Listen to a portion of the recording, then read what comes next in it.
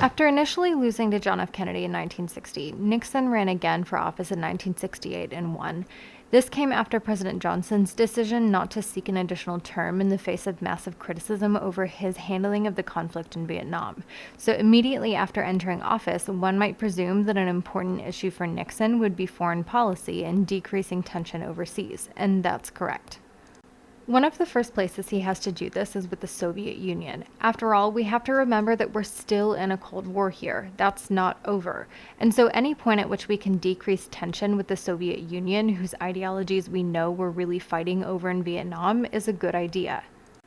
And that's what Nixon tries to do here. His policy with the Soviet Union is what we refer to as détente, which loosely means relaxing of tensions. And the means by which he actually achieves this is with what we call SALT, the Strategic Arms Limitation Treaty, which does pretty much what it sounds like. It's a plan for our two nations to strategically begin limiting the development of missile systems, or arms. We have two versions of this: SALT I in 1972, which is an anti-ballistic missile treaty and reduces the ICBMs you see here in the image, and SALT II in 1979, which generally reduces the manufacture of nuclear weapons. So the idea here is really kind of backing off entirely from our initial strategy at the start of the whole thing of brinkmanship, of having the most weapons. Here we're wanting both sides to start reducing them so that neither side is particularly inclined to feel threatened to use them. If you don't have a club to beat your enemy with, perhaps you'll be more open to talking about your problems than fighting about them. Over in Vietnam, we're still fighting with more traditional non-nuclear weapons still, so things are still a bit of a mess. But Nixon is similarly trying to cool things down over there too, because remember, half the reason Johnson decided to not run for re-election was because people were so unhappy with his escalation of the conflict there. So if Nixon goes escalating it more and sending more people, that's just going to be the same problem for him. This means he needs to find a way to, one, not send more people, but two, hopefully actually start actively bringing people home. So here's his plan for that. In what he calls Vietnamization, Nixon says that the United States will start gradually turning the war back over to the people of South Vietnam, hence Vietnamization. His general strategy here is that we'll bring home our men who are boots on the ground troops, but not just call it quits in Vietnam entirely, because we can't do that since our whole logic behind sending literally thousands of young American men to die horrible deaths over there was that we had to win the war, domino theory and all. And so it's not like we can just be like, that was a mess, and leave.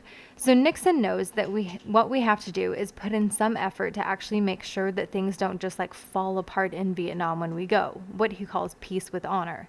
So step 2 of this plan is that at the same time that we're getting our ground troops out, we'll also start increasing our aerial bombing of North Vietnamese targets. That way, we're still giving cover to our South Vietnamese allies, but we're putting our men at considerably less risk. The other thing we decide to do in 1970 is invade Cambodia. And you might be like, what? And you wouldn't be the only one. We'll come back to that in a second. So this whole time, Cambodia, which is neighbor to Vietnam, has been neutral in this war. They want nothing to do with everyone else's drama. But Nixon and his advisors believe that the North Vietnamese have been using Cambodia to sneak through to get to key cities and areas in South Vietnam to attack. So he decides that even though he's supposed to be taking troops out of Vietnam, he's going to delay that for several thousand of them in order to send them for about 6 months into Cambodia to go looking for North Vietnamese troops. Now, this is clearly not popular with the American people, especially young people who think that this is, one, stupid because their friends are over there, but two, morally wrong because Cambodia did nothing wrong here. But Nixon gets on TV and tries to justify it by saying that it will at least give the U.S. troops more time to train the South Vietnamese troops that they're with before they leave them, which I guess was technically true, but really nobody bought that. Now, there were protests over the invasion of Cambodia all over the nation, especially at college campuses, but the one that sort of seared into the public memory happened at Kent State. For several days, students protested across campus in sort of the usual way that college students do, meaning that there was a really solid core of students who were really keeping up with the events in Cambodia and Vietnam, and who were really passionate and a bit more radical in their protests. And then there was a quite larger group that sort of heard about the protests and listened to what they had to say and were like, hey, I think that's something worth joining. Now, that's not to say that these students who joined in on these protests later weren't genuinely concerned about the things that they were protesting, but more to say that when some students at Kent State went and burned down the ROTC building in protest, it probably wasn't them. But in any case, the administration is concerned because these kinds of things, like setting fire to the ROTC building, are happening, and so they call in reinforcements. So the Ohio National Guard is sent in to help put down these protests, and this is where things turn really bad really fast. During one of the daytime protests on the campus green, students were gathered in what really wasn't any particularly organized fashion, and the National Guard told them to leave. When they didn't, the guards start with the tear gas to disperse them. But then they start advancing on the students, which really pushes them into a position where they can't go anywhere. And it's at this point that the guard opens fire and 4 students are killed. Now, this is really problematic in the sense that students are dead for starters, but the other major issue here is that some parents look at this and they're like, what the heck? Because part of the reason these parents sent their kids to college was to keep them away from violence, at least for the men. And so that begs the question, if being out of college will get them killed overseas and being in college can get them killed at school, where is safe? The flip side of this is that it creates problems for other students because it increases debates between them and their parents over why they're protesting at school in the first place. Because a lot of parents will argue with them that they're not paying for them to protest, they're paying for them to study, etc., etc. And that's really just part of something that's been happening for a bit at this point, because what happens with the conflict in Vietnam that isn't really necessarily as present in other wars is that there's a generational divide that occurs between essentially college-age people and their parents. So we have the war hawks, who are generally really supportive of the war in Vietnam, and the doves, who criticize American involvement and the draft and really foreign interference in general.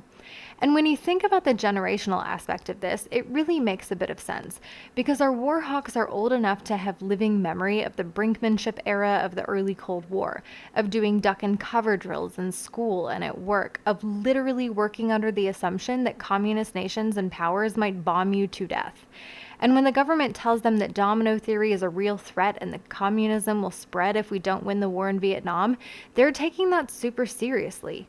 The doves, on the other hand, don't have a memory of those things. Their only real experience with the Cold War are just the government's constant messages that we need to send people overseas to fight communist nations. But they don't really have a frame of reference for what the big deal is here. And then they look at actual TV footage of these impoverished people getting blown up, and it doesn't really make sense to them what the purpose of it all is. Why is the US spending billions of dollars to kill poor people when they could be spending that money to save poor people at home? And so when you have 2 generations often living in the same house who really just have polar opposite beliefs about foreign policy and the root of what the government should or shouldn't be doing with taxpayer dollars, it creates a rift in families that things like Kent State and the other college protests only widen. And it's not just people's households that this is a problem. It moves into larger politics as well, especially with the ratification of the 26th Amendment that lowers the voting age from 21 to 18, the logic being that if you're old enough to get drafted, you should be old enough to vote. And then President Nixon widens this divide even more on the political front. Knowing full well that there are protests all over the nation that are against him and his policies, he tries to reach out to his supporters and even assure those people who aren't his supporters that he still has a massive support base on his side.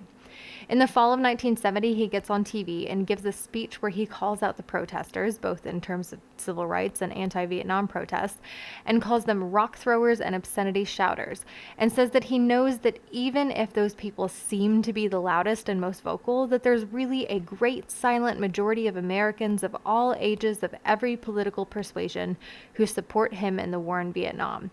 Which is really an interesting political move, creating support out of a void, or more to the point, creating a support base that can't be proven, but in theory also can't be disproven because it is by its very nature silent. And so anytime somebody wants to be like, well, you're losing support, he can essentially just say, well, they're out there, they're just too afraid to speak up because they'll be seen as not politically correct, or they're supporting me in other ways than protesting, things like this. In 1971, things get significantly more complicated for the nation and Nixon in particular with the release of the Pentagon Papers.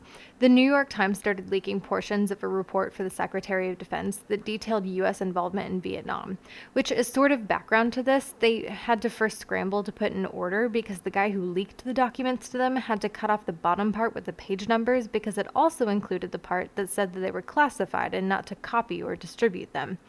But in any case, they start publishing this information detailing the fact that the entire time, the president, going essentially back to Eisenhower, was telling the American people that everything was fine in Vietnam and they had everything under control.